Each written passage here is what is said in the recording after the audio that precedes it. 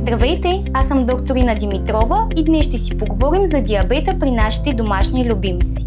Захарният диабет е ендокринно заболяване, което се среща както при кучетата, така и при котките.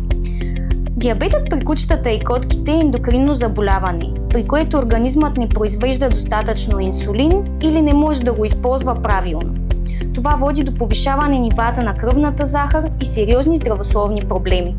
Най-честите симптоми включват повишена жажда, често уриниране, загуба на тегло, въпреки запазения апетит и отпадналост.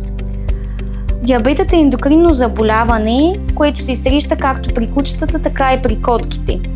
Той бива два типа, тип 1 и тип 2, като при кучетата се среща най-често инсулинзависим диабет или тип 1. Добрата новина е, че с правилната диагноза, инсулинова терапия, диета и редовни ветеринарно-медицински прегледи, нашите домашни любимци могат да водят дълъг и пълноценен живот.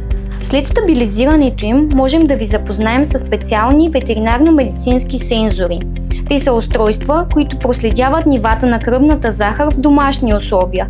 Лесен и безболезнен подход, особено при вече стресирани пациенти. Могат да се използват до 2 седмици. Ако имате още въпроси относно захарния диабет или други заболявания при вашите домашни любимци, заповядайте при нас на Царевец 34.